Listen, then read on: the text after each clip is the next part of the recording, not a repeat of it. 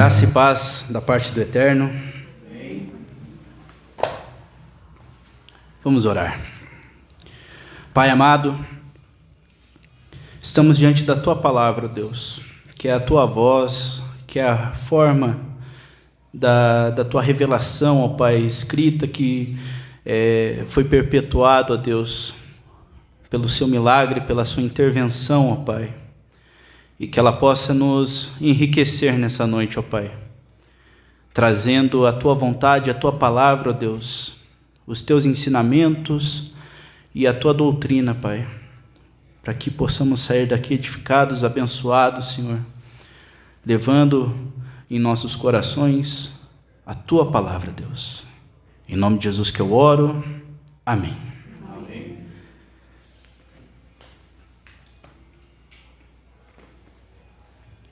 Amém. Estamos diante da palavra, nosso bem mais precioso que nós temos, né, do protestantismo, o material, aquilo que está escrito no papel, a letra da palavra de Deus, que não é a fonte da nossa adoração, mas ela contém as palavras do Eterno, as palavras de Deus, a vida descrita de Jesus Cristo, que é o autor e consumador da nossa fé.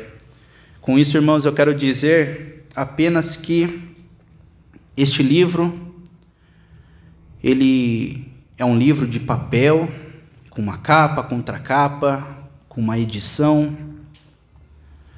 mas que nela, no material, nós não temos poder.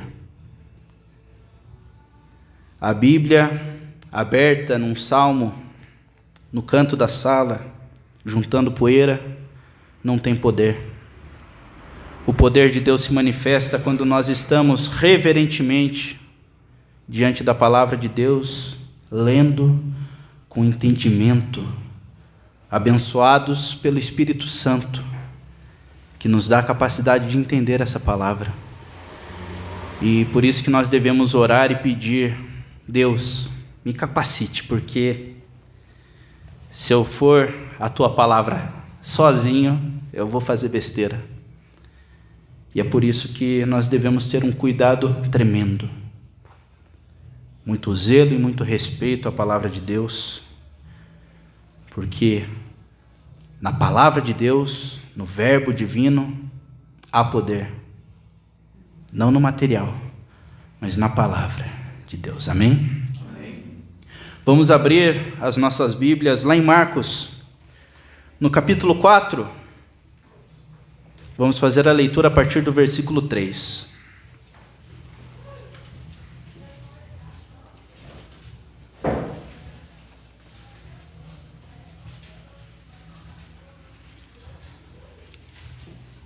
Marcos, segundo Evangelho, o primeiro a ser escrito, mas o segundo que está na Bíblia, né? Mas isso é papo para outro dia. Sábado nós conversamos sobre isso. Nós falamos sobre teologia, o estudo da revelação de Deus. Hoje aqui nós vamos fazer essa leitura, mas aspectos, Fonte Kelly, João, Mateus, Lucas, quem escreveu, quem inspirou quem foi a fonte principal, tudo isso nós aprendemos nos sábados. Amém? Todos encontraram? Ouvi, versículo 3. Eis que o semeador saiu a semear. E ao semear, uma parte caiu à beira do caminho, e vieram as aves dos céus e a comeram. Outra caiu em solo rochoso, onde a terra era pouca, e logo que nasceu, visto que não era profunda a sua raiz, visto que não era profunda a terra, saindo, porém, o sol a queimou, e porque não tinha raiz, secou-se. Outra parte caiu entre espinhos, e os espinhos cresceram e sufocaram, e não deu fruto. E outra, enfim, caiu em terra boa e deu fruto, que vingou, cresceu, produzindo a 30, a 60 e a 100 por um.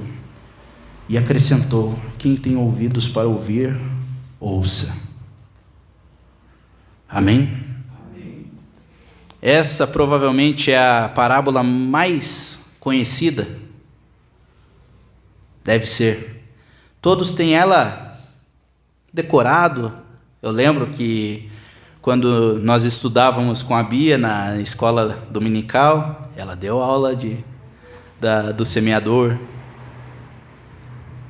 A irmã Irene também já deu essa aula. Todos os estágios do nosso crescimento dentro da igreja, nós passamos, volta e meia, por esse texto, que é um texto muito profundo. E, irmãos, no estudo dessa noite, eu queria fazer essa exposição com os irmãos, onde a parábola essa é uma das poucas parábolas que tem a explicação de Jesus Cristo logo após, onde ele dá o nome de cada um dos itens, o que é a semente, o que é a terra, o que são as aves, o que são os espinhos, o que são as pedras debaixo do solo e o que é a terra boa. A parábola, no entanto, ela fala pouco sobre a semente e o semeador. Por que será? O foco dessa parábola é o solo. E o solo, que nós encontramos 4 tipos aqui nessa parábola, ela é fundamental para que a boa semente possa ser plantada. Quanto à semente, ela foi igual para todos os solos. É uma boa semente, a semente da palavra e do ensino de Jesus Cristo e do Evangelho.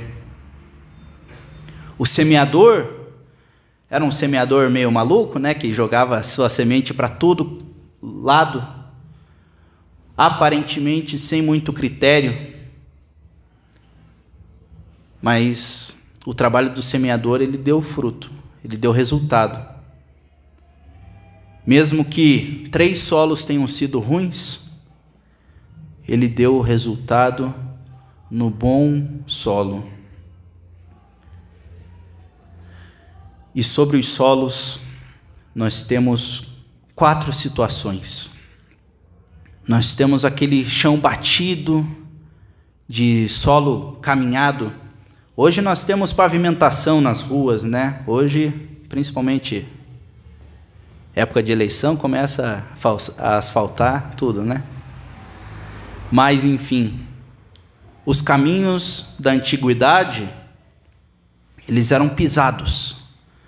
Era aquela terra pisada, onde haveria um atalho ou um caminho mais fácil, para que fosse percorrido um percurso, assim que eram feitas as estradas de antigamente.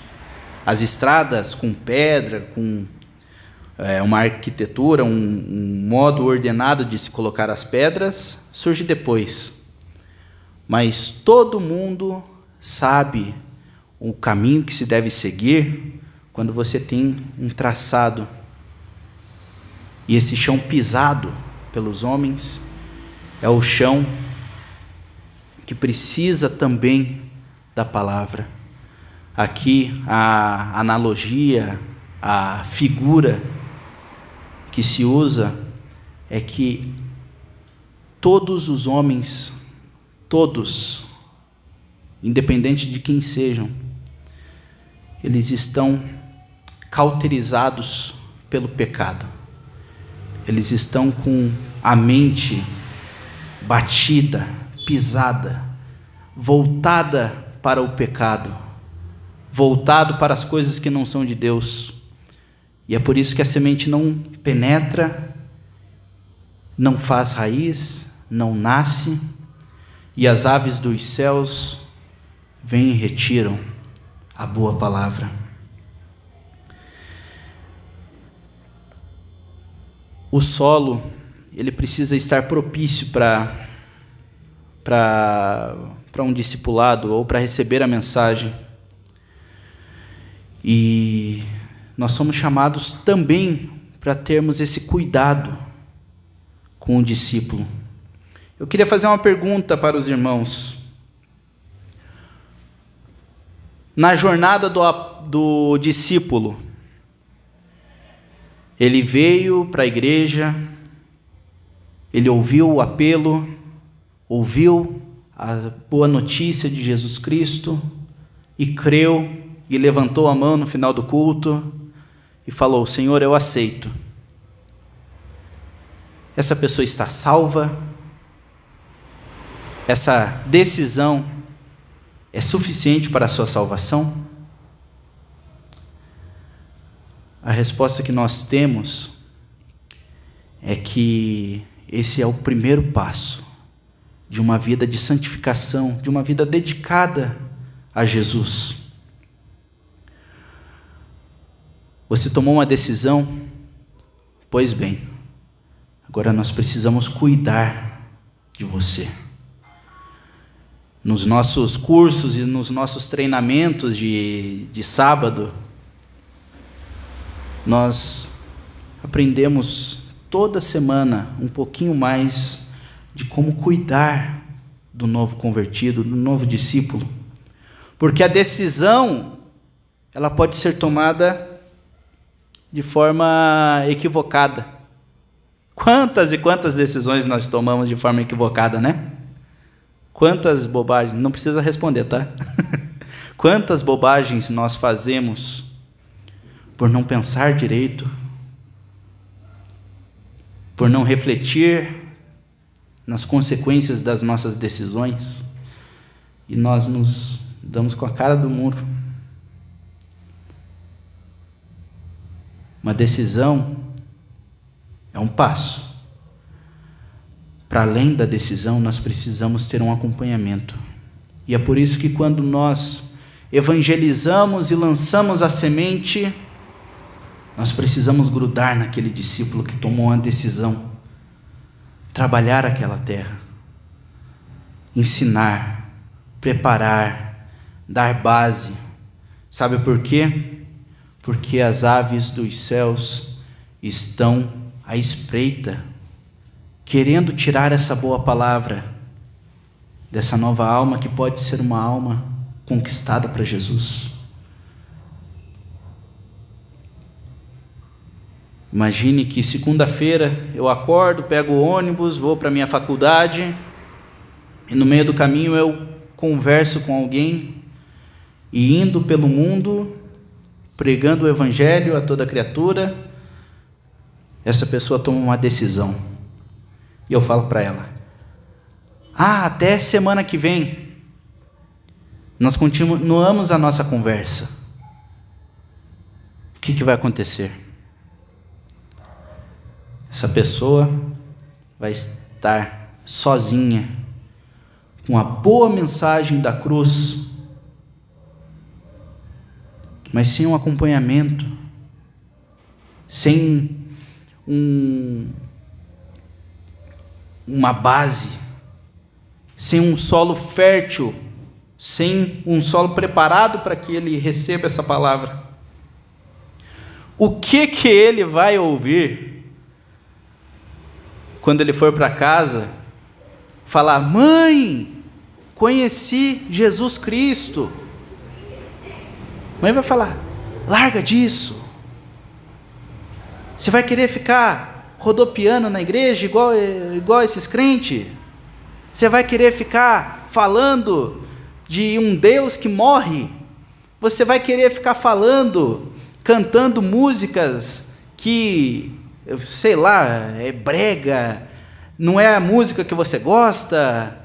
Você vai querer se privar dos teus dos teus desejos e dos teus prazeres, você vai renunciar você mesmo para seguir um Deus que nem existe.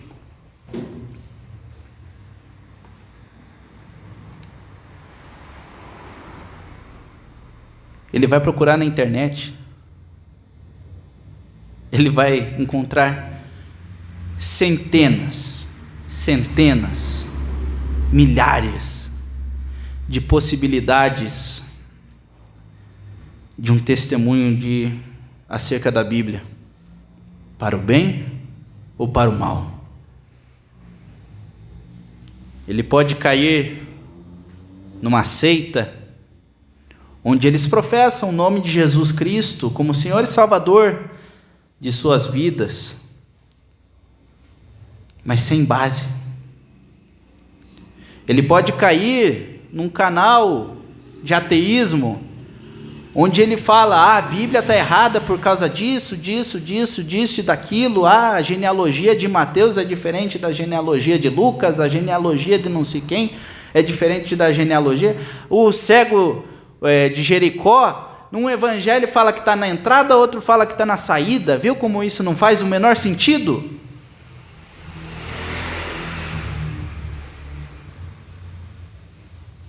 E eu posso dar garantia: o diabo não vai permitir que essa pessoa tenha essa semente durante uma semana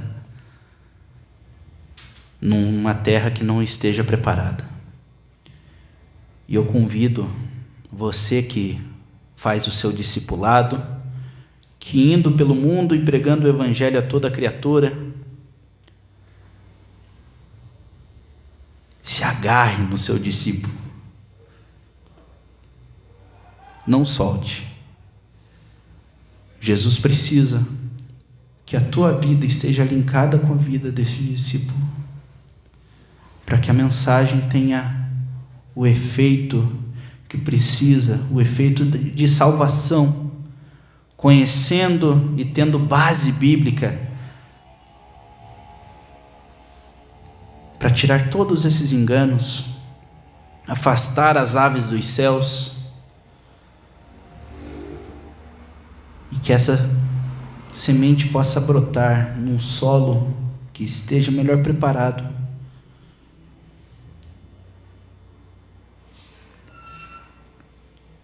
Seguindo na leitura, Jesus conta na parábola o segundo tipo de solo, que é o solo pedregoso ou o solo rochoso. O solo rochoso, ele tem uma baita de uma vantagem. Bate sol o dia inteirinho naquela pedra. E quando a semente cai em cima daquela terra, tem calor, tem umidade, tem condições perfeitas para um nascimento rápido do fruto. Porém, essa raiz, ela vai ficar pequena, vai ser superficial, e o sol vai matar essa planta, vai matar essa semente, e ela vai ser inútil. Todos nós sabemos que o principal de tudo que nós fazemos é glorificar a Deus e levar a sua mensagem a toda criatura. Essa é a grande comissão. Esse é o desenvolvimento que nós precisamos. Esse é o caráter do evangelho que nós temos. O evangelho que produz frutos. E todos nós, por vezes, conhecemos a pessoa que é empolgada, entusiasmada com a palavra do Senhor. Meu Deus! Olha que legal, veja como a passagem tal, ela se linka com a passagem tal. E a Bíblia está toda interconectada, e olha só como Jesus ele devia ser. Olha só, pegaram a faixa a faixa da mortalha de Jesus Cristo e refizeram o rosto de Jesus Cristo. Olha como que ele seria. Olha aqui, tal teólogo falou que tal coisa. Olha só que interessante. Por que Davi pegou 5 pedras se ele precisava de uma para matar um gigante? É porque Golias tinha 4 irmãos.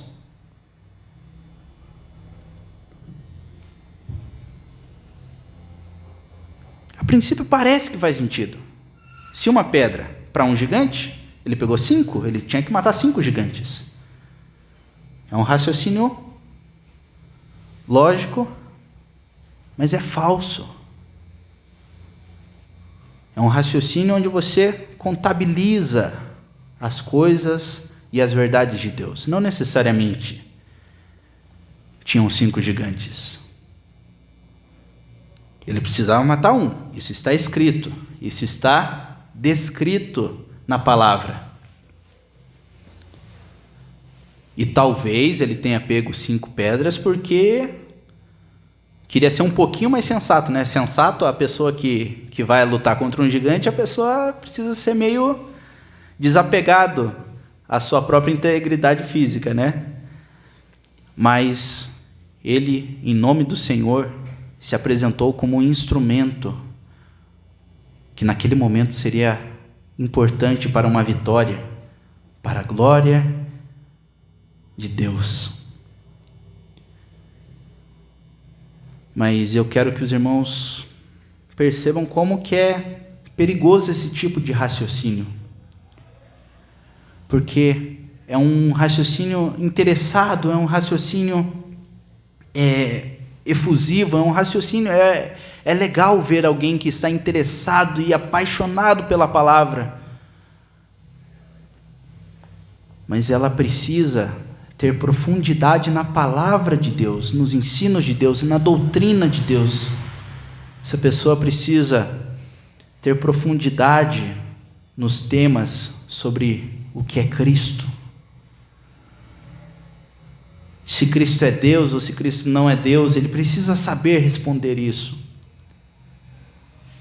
Se não bate lá na porta de casa, alguém fala, esse Cristo aí que você aprendeu é um outro Cristo, esse daqui é um Cristo pagão, o certo mesmo é o Cristo que não é Deus.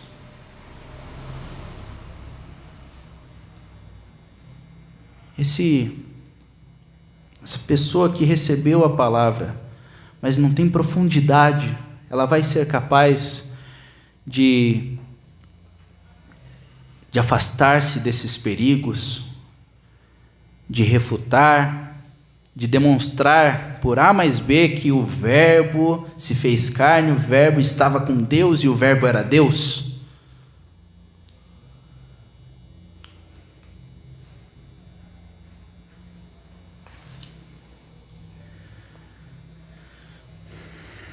Essa pouca terra, ela vai fazer com que essa planta não se desenvolva. E ela terá pouca firmeza na palavra de Deus. Pode usar essa fitinha que tem na Bíblia dos irmãos, para deixar aqui em Marcos 4. Vamos abrir lá em Efésios 4:14.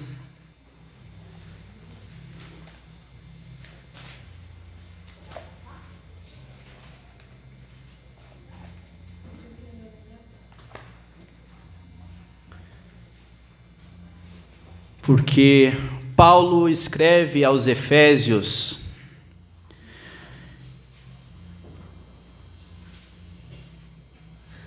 vamos ler um pouquinho antes, no versículo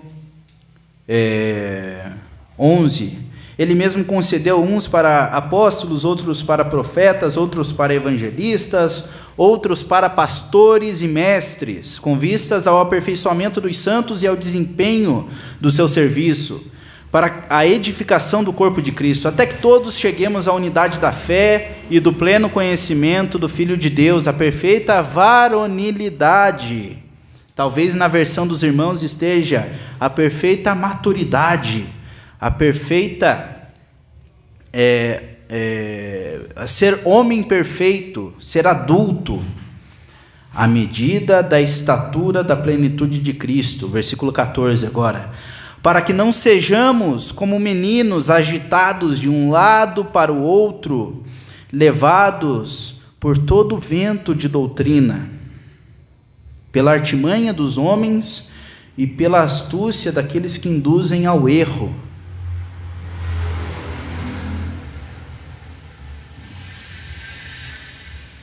Em Hebreus 5, o escritor de Hebreus cobra firmemente dos hebreus, no capítulo 5, versículo 12, pois com efeito, quando devíeis ser mestres, atendendo ao tempo decorrido, tendes novamente a necessidade de que alguém vos ensine de novo quais são os princípios elementares dos oráculos de Deus, e assim vos tornastes tardios em ouvir,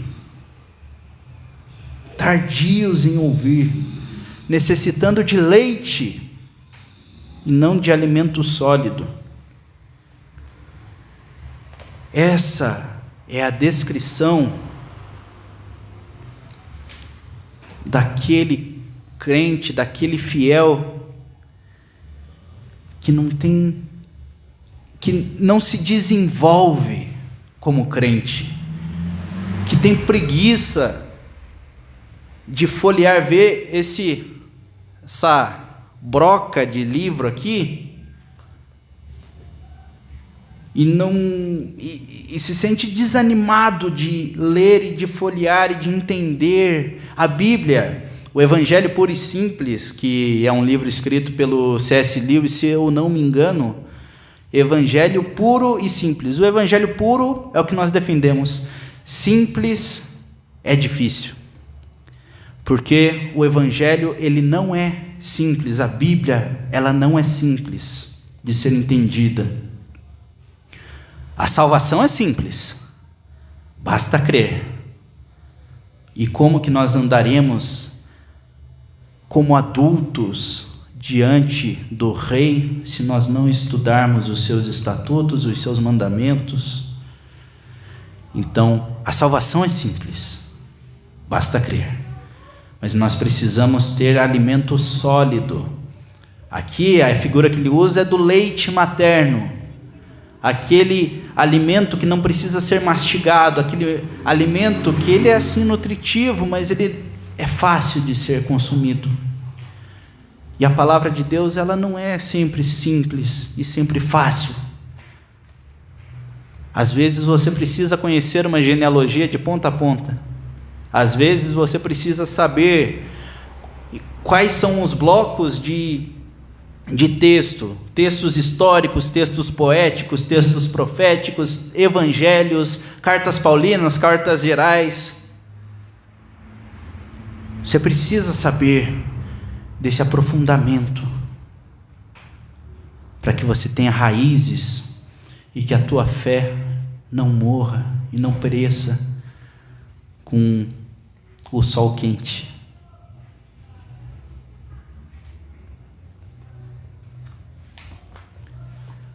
Outro tipo de solo é o solo espinhoso. Esse aqui é muito complicado. Jesus ele usa a figura de um solo que vai produzir, mas que essa mente, eu quero que os irmãos entendam que o solo, nessa figura, nessa parábola, ela está associada ao estado da mente e a tudo aquilo que nós temos e nós permitimos que seja plantada em nosso entendimento.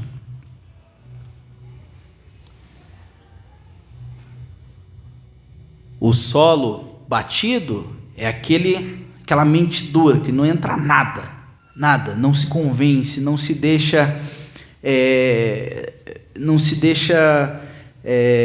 aprender, não se deixa saber uma coisa nova, não tem interesse pelas coisas de Deus, ele ativamente fala: eu não quero.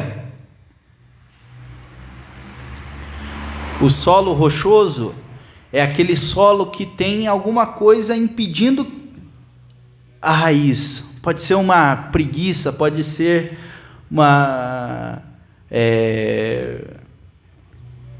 distração, alguma desculpa que você dá. Eu não vou ler hoje a Bíblia porque eu tenho coisa mais importante para fazer. Mas o solo espinhoso, ele é um solo que causa muita tristeza, porque os espinhos, eles têm a figura da riqueza e da avareza.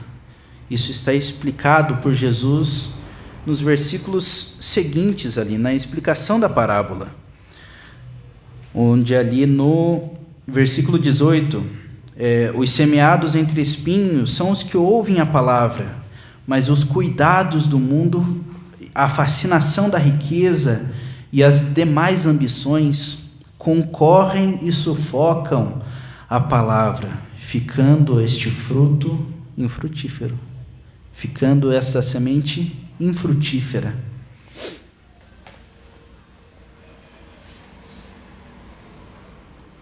Esse fruto, essa semente, é uma semente boa, como em todos os solos, é uma semente boa. Ela vai produzir, ela vai dar raízes, mas se ela estiver em comparação com a tua ganância, com o teu dinheiro, com a tua avareza, com o teu trabalho, com a sua carreira, ela não dará frutos, porque você tem algo mais importante para fazer. Onde uma vida de renúncia não será feita, porque você tem essa decisão a tomar. Ou a igreja, ou o meu trabalho. Ou a igreja, ou o meu noivo, ou a minha família, ou a minha noiva. O meu trabalho, ou a igreja. A minha diversão, ou a igreja. O meu futebol, ou a igreja. E estes espinhos que cercam a nossa vida,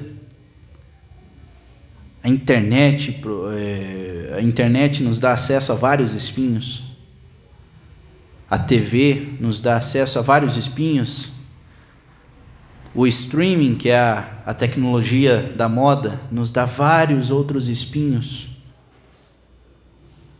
e por causa disso, nós não nos desenvolvemos, porque nós preferimos colocar no centro da nossa adoração qualquer outra coisa que não seja Cristo. Vou convidar os irmãos a abrir ali em 2 Timóteo, no capítulo 10, no capítulo 4, versículo 10.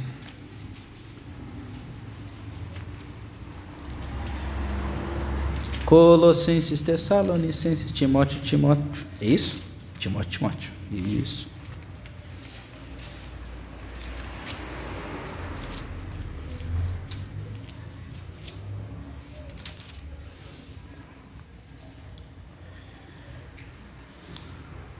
O apóstolo Paulo, ele se vê abandonado na prisão. No versículo 9, procura vir ter comigo depressa, falando para Timóteo, porque Demas, tendo amado o presente século, me abandonou e se foi para Tessalônica. Crescente foi para a Galácia, Tito para a Dalmácia. E esse Demas amou o mundo. Amou, ele arranjou coisa melhor para fazer. Nós sabemos que não é a melhor decisão, mas ele preferiu, ele escolheu um rumo para a sua vida longe de Deus, longe dos ensinos do apóstolo Paulo. Isso é uma falta de prioridade. Minha carreira importa mais. O meu dinheiro importa mais. Meus amigos e os meus prazeres importam mais do que a palavra de Deus. Por isso não terá espaço neste meu coração que está com espinhos a palavra de Deus. Porque eu prefiro estar em qualquer outro lugar do que estar na casa e na presença de Deus. Em Atos 8 nós vemos um caso triste também. Lá nós encontramos a história de um homem chamado Simão, que não é o Simão apóstolo, Simão Pedro, né? O Simão mágico, que praticava mágica, iludindo o povo da Samaria. E ele enganava muitas pessoas falando que nele habitava grande poder. Talvez na Bíblia dos irmãos, no versículo 10, esteja escrito, chamado o grande poder. E várias pessoas aderiram aos ensinos e às mágicas desse Simão. Versículo 12, porém, quando deram crédito a Filipe, que evangelizava a respeito do reino de Deus e do nome de Jesus Cristo, iam sendo batizados, assim homens como mulheres. Estavam acontecendo várias conversões em Samaria, por meio de Filipe. No versículo 13, o próprio Simão abraçou a fé, e tendo sido batizado, acompanhava Filipe de perto, observando, extasiado, os sinais e grandes milagres praticados pelos apóstolos. Glórias a Deus, né? Aparentemente, mais um irmão, mais um salvo e remido pelo sangue de Jesus Cristo.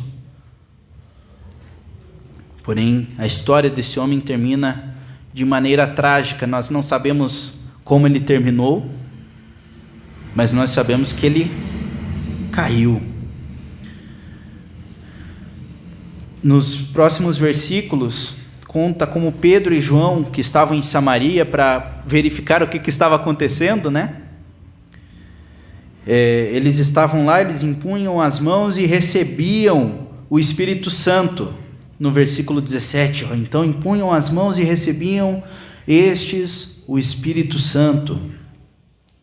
Vendo, porém, Simão que, pelo fato de imporem os apóstolos as mãos, era concedido o Espírito, e ele, Simão, ofereceu dinheiro, propondo, concedei-me também a mim este poder, para que aquele que sobre quem eu impuser as mãos, receba o Espírito Santo.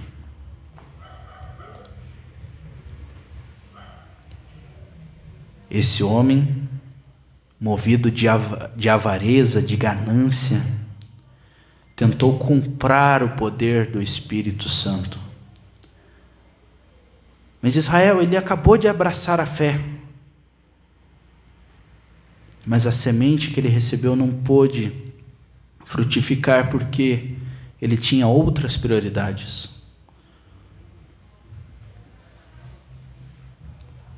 Ele achava que o Evangelho de Cristo poderia ser comprado, que o Espírito de Deus, do Deus Altíssimo, poderia ser comprado. Ele achou que a graça de Deus era moeda de troca e que ele poderia fazer algum lucro com isso. E quantas pessoas nós temos que abrem igrejas como negócio e não como uma agência física do poder espiritual de Deus, que está aqui não para ser servido, mas para servir a comunidade, para oferecer uma cesta básica, para trazer uma blusa nesse frio para alguém que não tenha como se aquecer, recolhendo quantidades absurdas e fazendo campanhas e mais campanhas, comprando o poder do Espírito Santo pela sua avareza, abraçando a fé, conhecendo, vendo, lendo a Bíblia. Ele ativamente escolhe uma prioridade que não seja Deus, e ele coloca no centro da sua vida um objeto de adoração. O centro da adoração do homem, ele não pode ser dividido. Você não pode ter dois centros. Ou você segue a Cristo, ou você segue a Baal. Ou você ama a Cristo, ou você ama a sua ideologia. Ou você ama a Cristo, ou você ama o seu dinheiro. Ou você ama a Cristo, ou você ama qualquer outra coisa que esteja no centro. Deus não divide a sua glória com ninguém. Deus não aceita o seu louvor se ele for um louvor baseado no que você pode obter de lucro.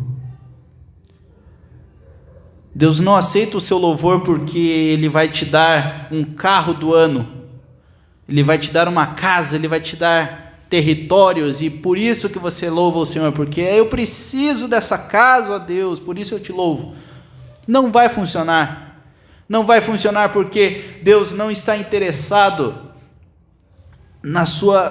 no seu louvor interesseiro. O seu louvor é reconhecer que você é pó, que você vai voltar para o pó quando você morrer, quando Deus tomar a sua consciência.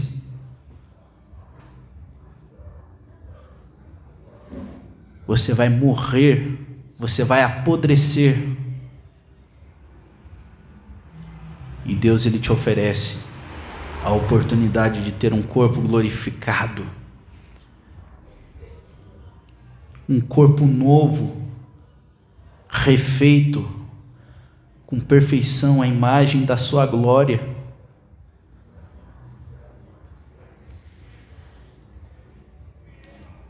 E o teu louvor, ele tem que ser fruto do amor por Jesus Cristo. E é por isso que esse solo não prospera.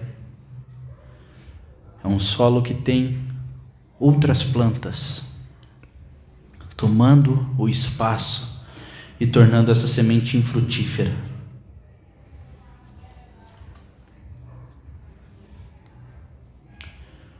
Por fim, nós temos o bom solo, a mente que está renovada pelo Espírito de Deus, a mente que está disponível para receber a plenitude do conhecimento de Deus. Não que você tenha a capacidade de entender todas as minúcias, mas você tem a capacidade de entender tudo que é revelado por Deus na sua palavra. De ler de Gênesis a Apocalipse, no princípio até o Amém. Entender e receber e reconhecer que você está perdido se não for pela vontade de Deus, que renovará a sua mente. O culto que deve ser entregue a Deus deve ser o culto racional, deve ser um culto onde você estuda, onde você aplica a palavra de Deus, onde você demonstra amor e carinho e paixão por aquilo que você prega, porque não adianta você ser um semeador da palavra de Deus e é um semeador que não acredita, essa palavra aqui não vai fazer nada, essa palavra aqui, né? Você ama essa semente, essa palavra de Deus. Você ama a Deus acima de tudo, e você ama o próximo como a ti mesmo. E é por isso que você não consegue se conter, vendo que o teu irmão está indo para o inferno,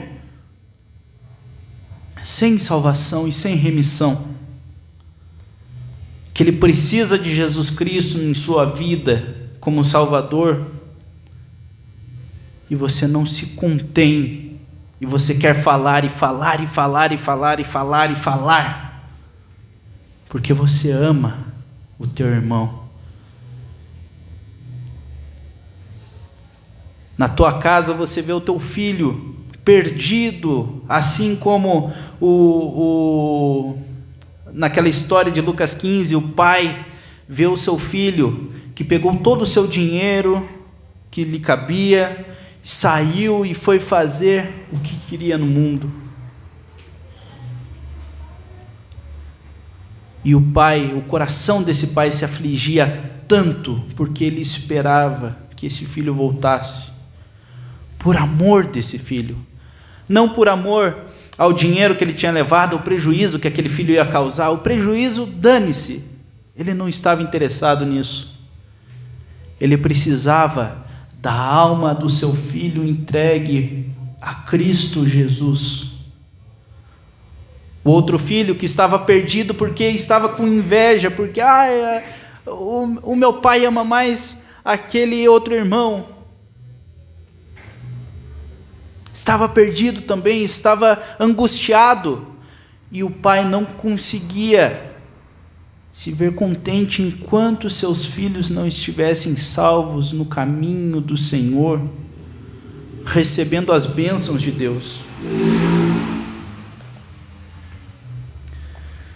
Este solo, ele é o solo que produz, e é o solo da árvore que se tornará frondosa e grandiosa.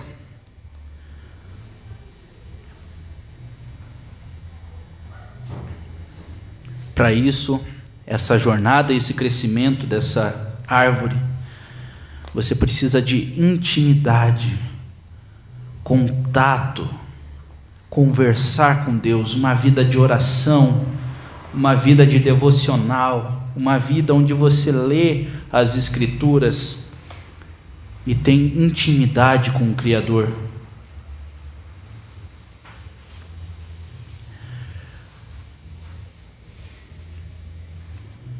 Eu não sei se todos os irmãos conhecem ou já se interessaram por esse tema, mas existe um ramo da ciência que estuda a idade de árvores.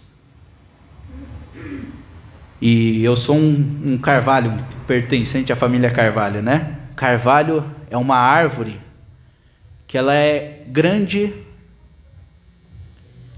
frondosa, e ela dura muito tempo, milhares e milhares de anos. E quando se precisa saber a idade dessa árvore, você consegue datar através das camadas que elas têm, que essa árvore tem. Ela tem aquele núcleo quando ela era uma árvore jovem, então ela vai ter uma camada maior externa, uma terceira, quarta, quinta camada, e ela cresce, e ela conta uma história. Toda a história daquele lugar está registrada nas camadas dessa árvore.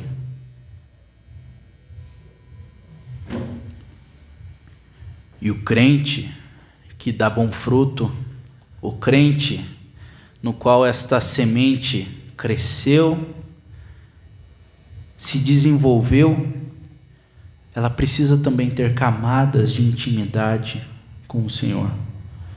Joelho dobrado no quarto, oração, estudo da palavra, vida em abundância com Cristo, para que ela se torne uma árvore forte, com raízes profundas, para que os ventos de doutrina não a derrubem, com um tronco grande para sustentar o seu peso. Quem vai derrubar essa árvore que está alicerçada na palavra do Senhor, que tem a sua fé profundamente arraigada aos ensinos da palavra de Deus?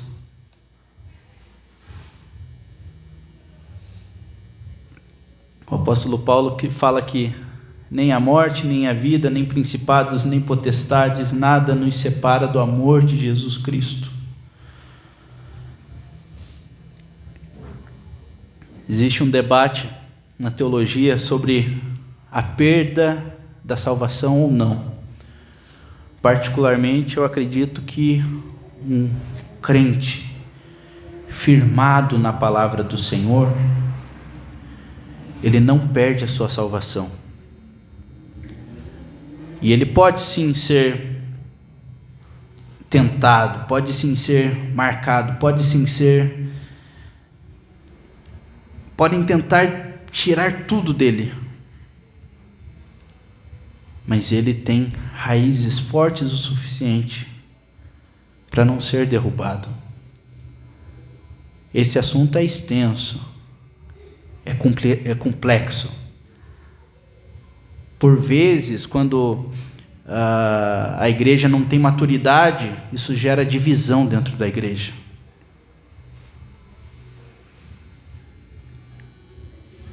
Mas nada pode nos separar do amor de Deus se você está firmado em Jesus. Se você está firmado em Jesus, nada pode te separar dele. Ele te chamou para que você fosse testemunho, um carvalho bonito, frondoso, que conta a história do lugar, porque você tem intimidade, camadas de intimidade com Deus. Se torna uma árvore resistente, profunda, grande, para a honra e para a glória de Jesus Cristo, o autor e consumador da nossa fé, que será exaltado pelos séculos dos séculos. Quando esse tempo acabar, nós continuaremos adorando pela eternidade, por toda a eternidade. Por isso que nós temos um encontro com Cristo. Nós que somos a noiva de Cristo, nós seremos levados para o trono, para diante do trono de Deus, e lá nós o adoraremos para todo o sempre. Amém? Amém. Amém. Quero que você feche os seus olhos. Pai, obrigado porque a Tua palavra, ó Deus, foi semeada e plantada em nossas vidas, ó Pai. Obrigado porque a Tua mensagem, Senhor, foi plantada na nossa mente. Obrigado porque o Senhor cuidou, o Senhor nos deu auxílio, o Senhor nos deu a nutrição suficiente, Senhor, para que a boa palavra de Deus frutificasse em nossas vidas, ó Deus. E nós estamos aflitos e sedentos, ó Deus, porque nós estamos aqui nesse bairro, Senhor, e nós queremos alcançar mais e mais vidas, Senhor, e nós temos exemplos de vários solos aqui, Senhor, nesse bairro. Nós temos vários tipos de solo, aquele que não quer a Tua palavra, aquele que não tem raízes e não se aprofunda na Tua palavra, aquele que não ama a Tua palavra, Pai. Nós temos nesse bairro aquele que tem outras prioridades, que não o Teu santo nome, ó Pai. E nós queremos que o Senhor nos use para trabalhar, Senhor, nesse bairro, para que pelo menos Senhor, uma pessoa, uma criança que nós vemos ali no fim dessa rua, Senhor, se achegue a Ti e possa se desenvolver e ser uma árvore grande, com camadas de intimidade com o Teu santo nome, ó Deus. Nós queremos que este bairro frutifique, Senhor, cresça, prospere, Senhor, tanto em recursos, quanto em maturidade espiritual, quanto em conhecimento da Tua palavra, ó Deus. Nós precisamos, Senhor, que a Tua palavra seja entregue a mais e mais pessoas, ó Deus. Por isso nós suplicamos a renovação da mente, Senhor, das pessoas desse bairro, a renovação que vem de Ti, Pai. E que o Senhor nos capacite e nos use. Eis-me aqui, envia-me a mim, Senhor, para pregar a Tua mensagem, Senhor. E quem tem ouvidos para ouvir, que ouça a palavra de Deus, que possa ouvir e que possa frutificar nessas proporções extraordinárias que a Tua palavra nos mostra, Senhor, a 30, a 60 e a 100 por um, ó Deus. Aviva a Tua igreja, ó Pai, traga mais pessoas, atraia o coração daqueles que precisam da Tua palavra, Senhor, conhecer o Teu sacrifício, conhecer o Teu amor, ó Pai. Nós Te amamos e nós Te adoramos e colocamos o Senhor no centro da nossa vida, ó Pai. Seja o centro em nosso viver e seja o centro neste bairro também, Senhor. Que toda língua, que todo joelho se dobre, toda língua confesse que Jesus Cristo é o Senhor. Em nome de Jesus que eu oro. Amém.